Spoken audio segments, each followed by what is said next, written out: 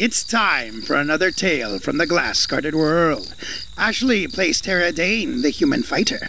Josh is Zartok, the tiefling wizard, and Gaston, the rogue and bard. Jessica is Coral Petrichor, the Genasi druid, and Mama Sass, the half-orc bard and barbarian. And Sylphonia, the summoned Pegasus. Chris plays Aster Fortuna, the half-drow rogue and bard extraordinaire. Last time, some of the party talked to Mun the Immortal, the powerful wizard, in his tower orbiting the planet.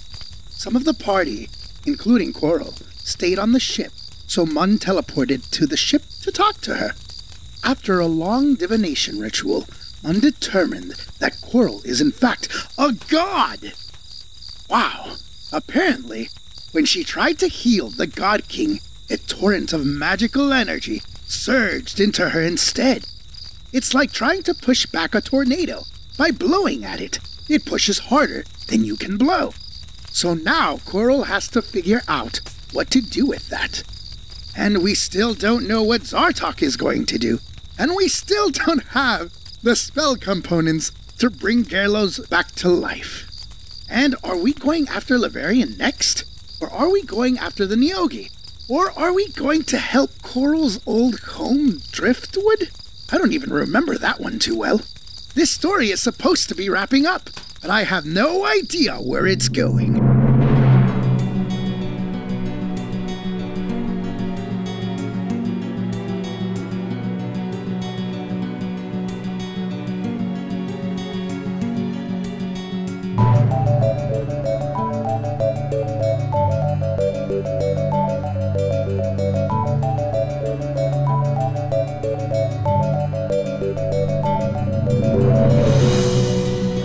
Mun has just suggested a plan which, under certain circumstances, might be helpful, which you have heard off-air, and the listeners have not heard. We'll see if you end up using it. For now, however, you still haven't decided what you're doing next. Coral, Zartok, Aster, Mama Sass, and your leader, Tara, are all still in Mun's tower around his table, and Mun is looking on. He says, "Would you prefer that I step away and give you time to discuss? Or is there something else with which I can help?" I have a real quick question. So I've got a spell that I need to do, but I need these real specific oils and unguents. And I was just curious if you had them, so we didn't have to make a trip to one of the cities to get them. Oh, well, possibly. Could I see a list? She provides a list. All right, he looks over the list, and he makes approving sounds. Yes. Oh. Oh, I see. Yes. Well, I think I have most of this. Yes. It's one moment, please. Okay. Oh, I was just gonna say, I know it's real expensive, and I mean, we got the money. We could pay you if we need to, but oh, don't worry about it. But I don't quite have everything on your list here. But just a moment. Let me make sure. So he walks out of the room and up the stairs somewhere, and you have to wait a bit while he rummages around. Is anybody discussing anything? Or is everyone just staring at each other? I don't remember very well what happened, so I'm waiting. If I recall, we had talked to Coral, and she wanted to like think about the whole godhood thing or something. Yeah, she is. I don't remember exactly what was said last episode, but basically my thinking is she's not sure about what to do with it, but if she could use it to save the world, she's down. Yeah, I don't want to like rehash that conversation. That's all. Yeah, because that's the part I don't remember. I don't remember what Coral said. Yeah, me neither. To that question. We're bad. I don't think Coral had made up her mind yet. She just said it's a lot. Okay, that sounds right. Okay, so that sounds right. I suppose it's not a rehash conversation in that case. Okay. Tara looks at Coral. If you wanted to become a god, god of magic, I'll make sure no one puts you in a little glass orb. At least for however, human years I got left. 60, I don't know. I mean, I guess I appreciate that. Didn't really think about that as a possibility, but I appreciate that offer. I don't. It's a lot to take in. You know, they probably need magic to do it, so I think you're good. You just don't let them do it. I just tell them no. I just don't. That they got bad intentions. Yeah. I think you'd be okay. I mean, I want to help people, and it seems like that's a good way to help people, but also just the idea of, being a god is a lot. Coral, it's an amazing idea. We would all feel better about the jar idea if it was you and not the far-off one that was doing this. As Aster says that, can I look at Zartok and see what Zartok's face is showing? Why couldn't you do that? Zartok exactly has no expression. Okay. Go ahead, Chris. Sorry. No, that's good. Face. That's good. I mean, even I think Zartok would be on board, maybe. However, Coral, you're so young, and making that decision would change your life forever. Any decision we make is going to change Coral's life. Any decision we make is going to change all our lives. Yeah, I know this is a big decision, and honestly, I feel ill-equipped to make it. But at the moment, I seem to be about the only option, so it's what it is. Maybe when Gerlos comes back, you'll feel the power of your divine ability to resurrect the dead, and you'll feel the power of divinity. I don't know. I'm just trying. Maybe, but I'm pretty sure I've been able to do that for a while. I just, I just haven't had a reason to. But I don't know that's related to godhood, but maybe. We're a little bit getting ahead of ourselves. We have to find out that there's someone who can even alter the power of the orbs. That's true. That's right. Is that the next step? I mean, before. But sorry, I said orbs, jars. It's a jar. Got orbs on the brain. I think Mun said, artificer? The artificer, maybe? I mean, I don't feel super comfortable taking these to one of the gods, but also I don't know who else to go to, so yeah. Oh well. Well, around that time, Mun comes back in. And he's got a box. And he opens the lid and pulls out a bunch of jars. And he says, we have here some mimic paste, just conventional olive oil. We have some, of course, your classic boiled newt, carefully ground to a paste. Yes, there's just about everything you might need here. There are two things you're missing, I think. You'll need either boggle oil or a boiled grey ooze, one or the other. You can either hunt them for yourself, or you could go to an alchemist. Or, better yet, a temple that provides healing services might have some on hand. They might also be willing to take care of that victim of the Neogi that you're carrying aboard for a fee. Oh, wow. Thank you so much, man. I did not expect all this, but this is very helpful. Any reasonably large city should have a temple of the healer, of course. And I think they would have what you need there. Have you visited many cities down below on Jebber yet? I suppose you know Fifeness fairly well. A couple. Yeah, a couple. Some of them like us. Well, you could see what you can find there. It's around half the expense I've saved you with the supplies I've given you just now. I'm afraid the remaining oil is quite expensive. I mean, that's super helpful. Saving us half. I very, very much appreciated. Oh, no trouble at all. Anything else I can do for you? I assume you've made some decisions, looked at some difficult questions, and come up with answers. That's a pretty big assumption. Yeah, we're quick decision makers, yeah. Oh, well, don't be too hasty.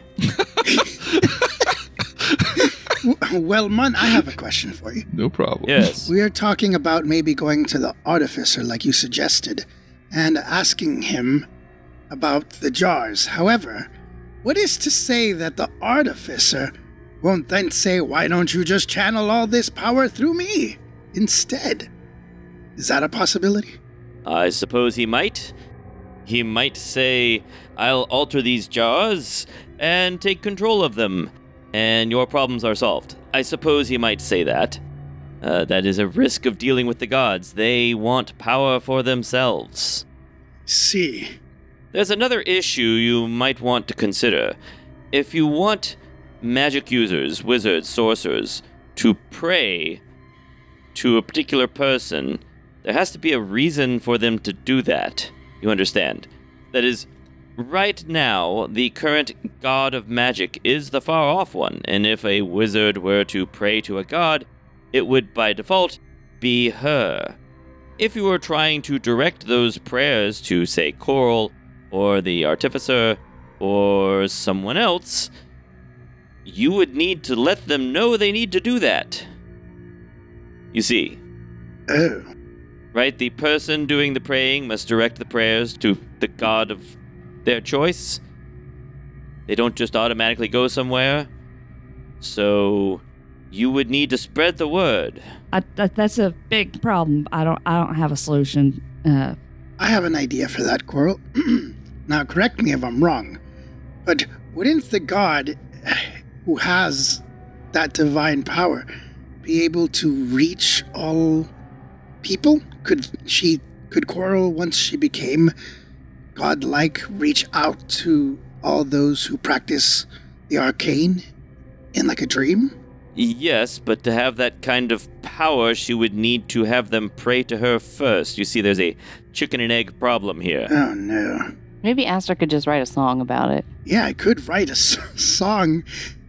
You know, like a catchy tune about the new god of magic and, just... Yeah, that could be fun, Aster. I'd Amazing. like to do that. We could get the whole band together. Yes, I forgot Mama Sass is here.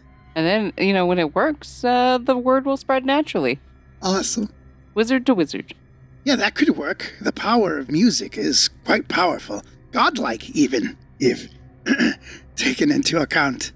I think you should consider what the far-off one... how the far-off one might react once you start telling everyone to pray to Coral or whoever else. Oh, that's right. I mean, on the plus side, it does seem like she can't kill me, so... Fair point. Or I guess she can't kill me with the snipping of threads. I don't know if she can come stab me or something. I wouldn't want to spread the word until we actually got the jars fixed and put them out and... Agreed. Also, now that you mentioned that, even if she couldn't hurt you, Coral, she might target the people you care about. Your family, us. I mean, I got you guys. I don't have much of a family anymore, but I got you guys, and I wouldn't want her hurting you. There are also other things to consider, Coral, such as if you accept your godhood, then usually a god must remove themselves from the mortals around them. You notice that the gods that you've met, the gods that you've encountered, they don't simply hang around among the mortals. Even the God King lived at the top of a tower. Why is that? Like, why can't a god just hang out with people? Like, be more helpful. I'm not a god. I don't quite know, but I imagine it must have something to do with the non-stop demands or requests from worshippers. Perhaps it's difficult to be around them, or perhaps it somehow changes you and you seek a different state of being. I do not know. Do you feel different? Not right now. I feel it's like I've always felt. I don't know. And I mean, I've had this for a while, and I was a little sad for a while, but I don't think that was God-related. Maybe it was, but I don't think so. Well, I don't know.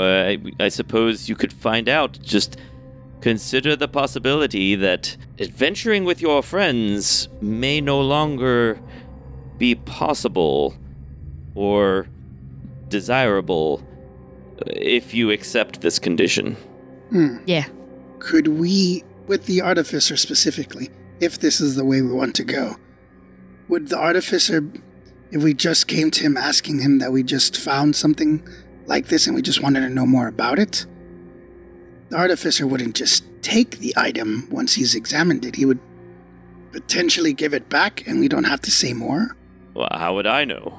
No, I'm just spitballing with everybody. Like, do we... Oh, Do you want to attempt to deceive him? That would be my suggestion. That way we can withhold some information. I don't know how you do that from a god, but...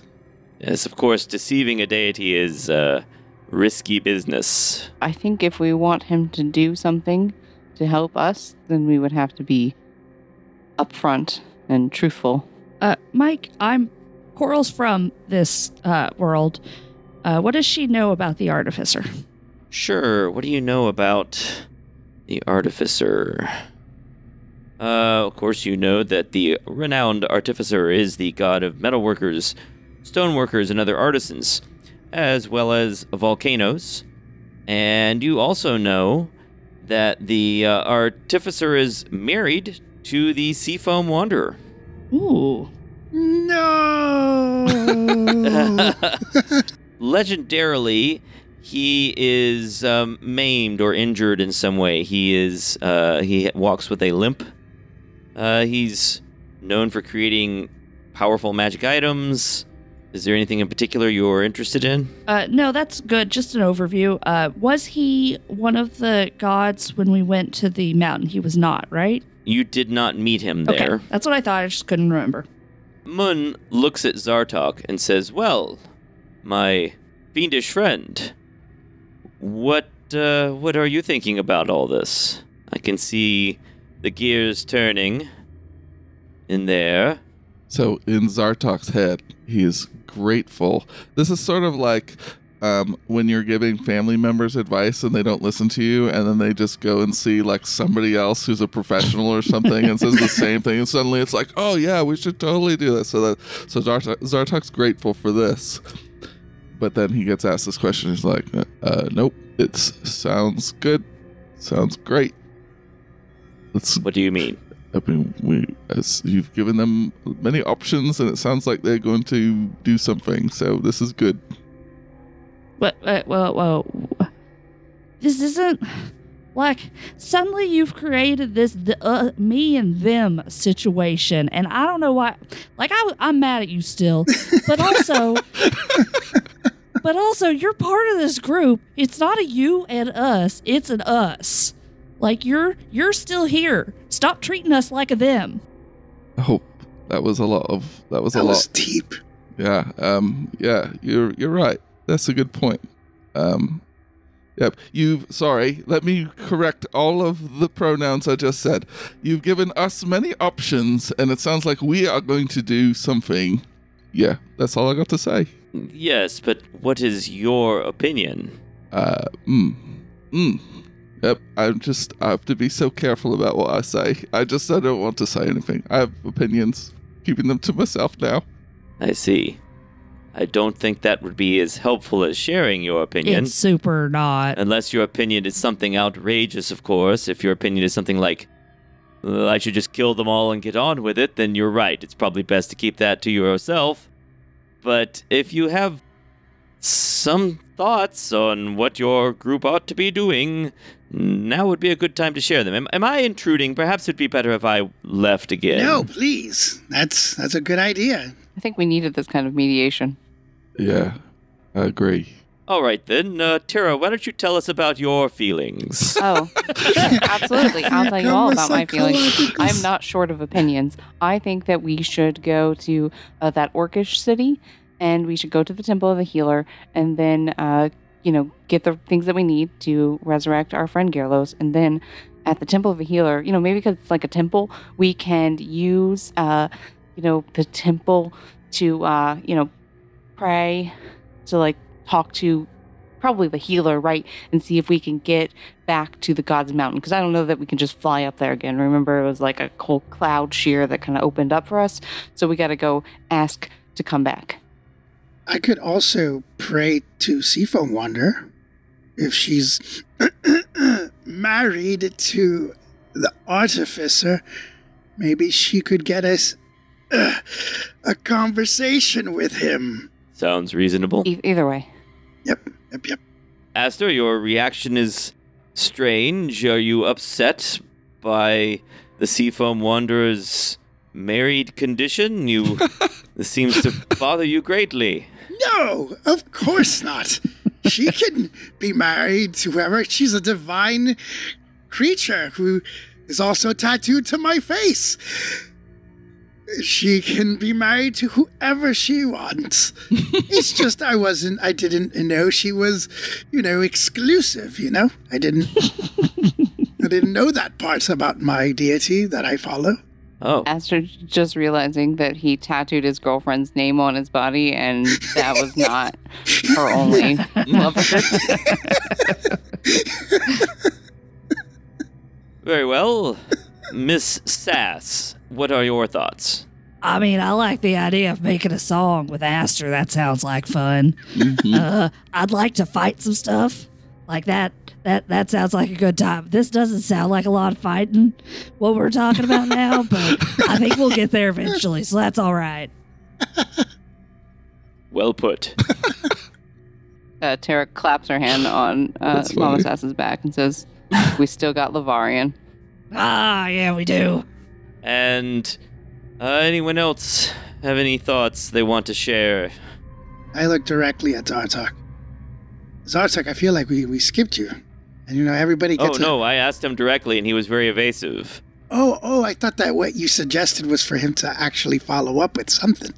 I think he's refusing to provide additional commentary. Darn it, Zartok. I thought we had a breakthrough. Did we? I mean, I don't know. I just don't. Last time we talked as a group, I got in trouble, so put myself in the timeout corner. I feel that you need to speak your mind, whether it makes people unhappy or not, and conversations can be had to take care of that unhappiness. Wow. Okay. I'm gonna write down exactly what you just said. Hold on. Yep. Please don't. I think I'm gonna regret it later. Date and a timestamp. We're gonna tattoo that to Asta's forehead. Why mine? You have tattoos. Once you get one tattoo, you don't stop getting them. You just kind of keep going. I'm kind of full up. I'm busy. Oh yeah. Okay. I think it's ridiculous to ask Coral to become a god and absorb all the spells. How old are you, Coral? You're like 16? I'm not 16. I'm older than 16. 16 and a half? No, I'm older than that. What is the number? It doesn't matter. It's just older than 16. What's the appropriate age to become a god? You can't even vote. She's already halfway there. In New Zealand, or wherever people vote. Where's the country? What's the place that votes in this world? I have no idea. You can't even vote in. Hey, well, they voted for the mayor in the Gnome Village, right? Oh, So see, you can't even. They wouldn't even let you vote in the Gnome Village. That's gnome ages. That ain't the same. That's a good point. Okay. Anyway, Coral, it's just you're too young to even agree to do something like this. It was crazy. Wait, I'm old enough to go out and fight stuff and maybe die, but I'm not old enough to make this kind of decision? Isn't that ridiculous? This is just the way the world works. Isn't that crazy? This is such a weird therapeutic session. Zartok, I don't disagree with you. I do think that I am too young to make this kind of decision, and it is ridiculous that this is possibly on me, but also I don't see a better option. How long does your status as this minor junior god that can't vote, how long does it last before it gets wiped away? my suspicion is that if she were to go for a few months without accepting any prayers, the power would slowly dwindle away. Or she could, as I mentioned, if you don't mind me telling them, Coral. Go ahead. You could also expend this power in a manner of your choosing, much as the God King did, although you don't have to expend so much of it that you, of course, expire. Okay. Yes? That makes sense? Yes, that answers the question. I wasn't aware that it would last quite so long. Months is a good bit. I don't know exactly. That's just an estimate. I see. I think that there's quite a bit of unknowns, and we are holding the solution right now. So, I mean, we're holding a solution, but it's not necessarily a good solution. You still can't answer what she does once she has all that power. Like, what happens then? I know I can trust Coral. I don't know that I can trust the far off one. I suppose I could add one more bit of information that might be helpful. Gods are, of course, constrained by their service to their worshippers and by their portfolios. Right? Yes? So, the artificer must serve craftsmen and is bound to do so. Gods that do not do so stop receiving prayers or risk the rise of an alternative deity. So although the far-off one may use her power for something that you don't like, that is possible, there are limits, and those limits would also apply to Coral. It's those things we don't like those are the things that worry me. Yes, my point is that there are limits to how dastardly she could be. Is there something in particular you're concerned that she's going to do? Oh no, I think she's a terrible person and will inevitably ruin things for people. Maybe not me, but somebody. It's like kicking a stone down the road. It doesn't solve anything. If we just wait for something terrible to happen later, if we give her all that power. And Yes. I'm on the same page ironically, as Zartok, with the fact that you're so young, Coral. Josh, did you actually just say something, or did you just mouth it? No, Zartok's in his head. Okay. So, sorry. Okay. Zartok's like, why does it have to be ironically agreeing? Why can't you just regularly agree with me? Well, Coral, it's kind of up to you. I mean, if it's still something you don't trust the far off one and you'd rather it be you, I completely support it just being you.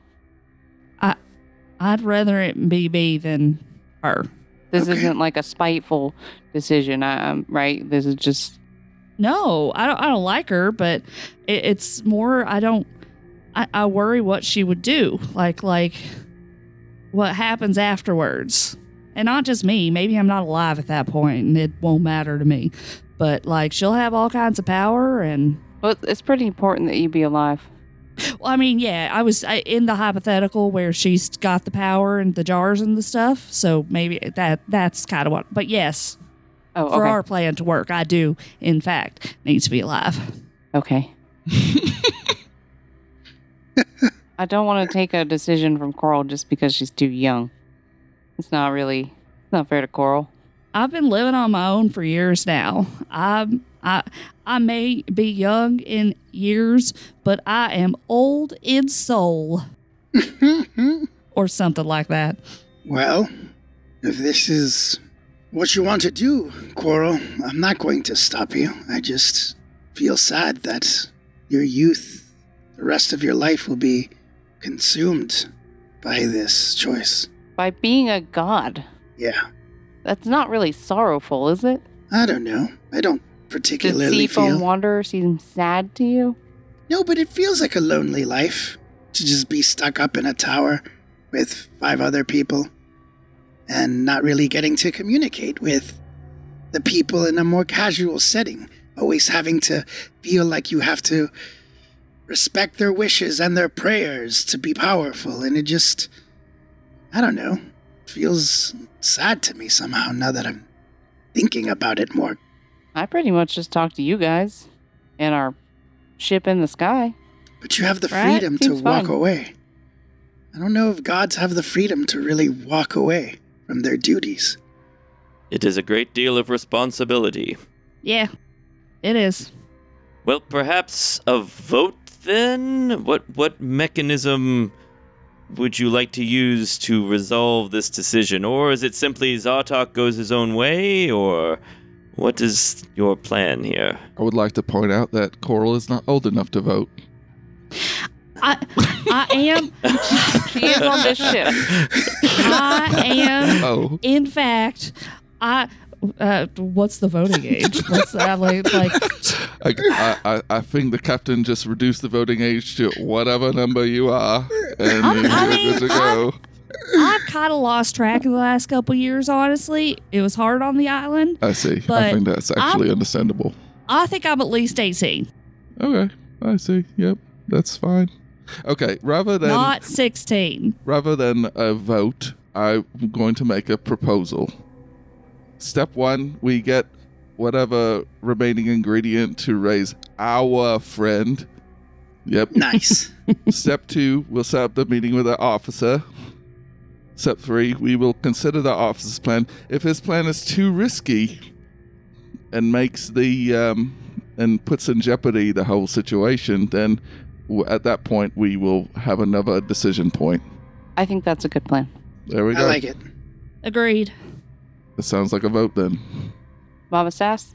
Are we fighting something after that? Most likely. Perhaps. I'm down. Sorry, I can't leave out our member, you know? So what is the final decision then? First, you go get components. Yes. Yes. So they decide to go get spell components. Mike is like, has like Mike's going to make a us chart. sign this. Yes. All the signatures at the bottom. And where are you going to do that to get the spell components? Orc What's village? that Orc City? Wrongthrak? Yeah, I like that one. They'll probably have a Okay. temple to the artificer there too. Like they've got craftsmen. Right? Yeah. Now, Okay. I'm making a joke here, kind of. Now, we could go to the vampire place. I'm sure they have a healer temple or something. No. Ooh. That sounds like a good idea. I like it, Aster. You know, we could fight there. I'm joking. I hope we all can right. find a story in there. Hurry up and write the contractual agreement down so we can sign Yes, it so you immediately. decide to go get spell components at Wrongthrak at a temple. Then go talk to the artificer. Yes. Hmm. Or set up a meeting with him in some way. And based on that conversation, X. Yes. decide whether to try to get magic users to pray to Coral. Or the far off one. I think those are our branches. Right. The decision point is one or the other. We don't know what it takes to reform these jars to make it work different or whatever, so we're going to see what he says. Or even if he can do it or will attempt to do it. If he says something crazy like you have to kill every dragon, then, that's too risky to depend on it. I'm sure that that's exactly what Mike would pick for him to say. I have no idea what he's going to do. Mun clasps his hands together and says, "Wonderful, then it's decided. Well, I suppose you've had something to eat and drink, and you've made your decision. So I'll get back to my research. You can get back to your ship or ships. Yes? Mud, I want you to know you put a great spread together. This is an excellent meeting. I've enjoyed it immensely. You're too kind. Well then, I wish you all good luck. Use your rag golem to contact me if necessary. And if there's anything else I can do, unless I happen to go visit World 83, I will be here." Thanks, Mon. Oh, who's protecting World 83? I assume it's still under guard. It's walled in What? on Benorthen. Why? Because everyone left Benorthen, so no one's there to guard it. So we used rock. What? Is a wall. I put a wall up. What? Why is no one there? We got attacked by slavers. It was bad. Oh, Yeah, the Neogi attacked us. at the Gnome Village, at the research complex. Yep. Oh, that is bad. I might send something down there to keep an eye on the area. Surreptitiously. That would also be helpful. Yeah. Yes, I'll see what I can do. Well, I'm glad you told me. Anything else that I ought to know? Oh yeah, no. See, that's why we were gonna try and move it up here and everything. That was the whole purpose. But if you send a spy, that'd help. You can tell us if anything's going on. All right. Yes, it might be possible to move it. It would be a great deal of work. All right then. Well, I'm going back to my research. I wish you all well. You can see... What? Yes? One question. This is the thing that Ashley is asking. Where were we supposed to take the mirror for righty? Were we supposed to take it here? Back to Fifeness. Fifeness. Okay. Yes. Okay, cool. Done. Thumbs up. Well, I suppose you can see yourselves out Sure can. Thank you, Mun. anytime. Always a I pleasure. wish you the best. And he sweeps out of the room. As Tara is like walking out with the group, she's like, Mun also lives secluded in a tower. He doesn't seem unhappy. I mean, he has a lot of golems. I don't know that I'm not allowed to have golems. Maybe I could. Bunch of golems running around. Little Lumpets. Lumpin would definitely stay with you. Yeah. That could kind of I'd- be nice. Yeah, I wouldn't have to be all alone. That's something. Yeah. By the way, because I haven't done this in a while, when we were all sitting down and talking, could I have sleight of handed something? Like what? So, every good traveler carries a little fork that he pulls out to eat his food. And mine is really old and raggedy. And so I need... You're stealing a fork from Mun? I'm exchanging a fork that has gone through so much experience. All right. Has such amazing stories to tell. Make a sleight of hand check. All right. 10. I'll make an opposed perception check. Oh, no. So that will be 23. You don't know if he notices or not, but he doesn't say anything. Okay. I mean, it's just a little rusty. Doesn't say anything. But now I have a nice, clean, usable, more silvery, I assume, fork Yes. that I can use for my food. All right. And I shed a tear because I've been through a lot with that fork. This is the first time Aster's fork has made an appearance. But apparently it has been playing an important role in the background. Yep. Listeners, please shed a tear for the fork. I just like the ethical gymnastics to make the equivalent exchange work. Like, it has such sentimental value to Aster, and he has to give it that one tier to make the exchange fair. I like it. So where are you going first then? We're going to Driftwood. Josh fell out of his seat. You're going to Ronkthrak? Yeah. Yes. All right. Are you taking both ships? No. We'll leave one behind as a backup. Which one are you taking and which one are you leaving? We'll leave behind the little darter one, smaller one. All right. The Lance ship. All right. You leave the Lance ship behind and you take Corellin's Needle down to Ronkthrak. So you all board the ship. You can see Silvereye, Gaston, Lumpin is there sitting in the helm. Everybody's waiting for you. Vicious. Vicious is in the hold with Garrulous, I guess. And you launch from this orbiting disc, and you head down toward the planet. And I guess we might as well roll for a random encounter. How long is this trip gonna take? It takes about a day and a half for any trip. Cool. I needed to sleep anyway. Me too. Yeah, that's fine. Jessica, why don't you roll a d6 for me? That's a 6. Oh, all right then. So as the ship descends, something interesting happens. I've got 15 random encounters left in this table. We don't have a d15, it turns out. So, why don't I just go to Google here and ask it to roll 1d15 and see if it does anything. Hey, it worked. Okay. So as your ship descends... Oh, interesting. Wow. All right. So as your ship descends, you can see you're descending toward a flock of high-flying birds. And as you get closer, you see that they are prehistoric-looking bird-like creatures, each roughly the size of a turkey They flap slowly beneath you, going about 6 miles an hour maybe. And one of them looks over its shoulder and sees your ship, then squawks at the others, and they begin quickly climbing toward you. Their beaks open and closing menacingly, revealing snake-like tongues. Ugh. They're clapping their mouths open and closed. What do you want to do, Zartok, if you're flying the ship?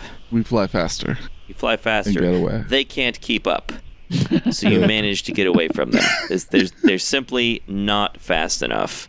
Their speed flying is 40 feet per round. It's just not enough to keep up with a Spelljammer piloted by a high-level wizard. Unless they're carrying like bags of gold, which I didn't hear in the description. They don't appear to have any bags of gold with them. Do these seem to be beasts? They are, you know what? Make a nature check. 18. 18. These are not beasts. These are monstrosities of some kind. Okay, I can't turn into it, is really where I'm... Oh, yeah, good yeah. thinking. Nice. Okay. Yeah. But no, monstrosity seems correct with the flapping tongues and all. Yep. Yep, they quickly fall behind you. And now, actually, you know what? It's only 2 checks because you don't have to move much around the world and then descend. You're pretty much just descending and then... Well, you're pretty much moving around the world and then descending to the location. So it's just 2 checks from the Moonstone. Roll 1d6, Josh. Oh, I can do this. I can go to someone else if you prefer. No, you call on me. I'm ready, Mike. Okay. I'm ready for this duty. Well, and it's a 4. All right, so nothing else exciting happens, and you are descending toward Ronktharak, correct? Yeah. And we All right. slept. And you slept. So we slept? Okay. Then Wait, Driftwood? Is No. Zartok going to Driftwood? No. I mean, he's the one flying. We could do it, I suppose. No. No? No, we're going to wrong track. Okay. Sorry. All right, so you descend toward the mountains on the belt. The mountains get larger, and you can see them more and more clearly, wreathed in clouds. You can still see them. And to the west of the mountains, by that canal that cuts across the belt, you can see the city of Ronktharak and the fields to its west. They get larger and larger, and you land where? Are you going to land in the city square this time, or land outside the city? Where are you going to go? I'd like to land at the little farm lot that we bought. Sure. Yeah, I thought you might. So you land there where Old Man Kakarios and his fellow escaped prisoners have got what looks like a fully functional farm running. Things are going pretty well. I mean, it's right now, it's just after the depths of winter, so there's maybe not as much going on as you might hope, but it's on the belt. It stays fairly temperate here. So they've got some stuff growing, and they're preparing for planting their next set of crops. Karkarios and some of the other residents at the farmers, I guess is what we should call them now, come out to greet you. And I guess maybe they'll prepare a meal for you and welcome you to the town. And your next goal then is to head into town and see if you can convince someone to sell you some spell components.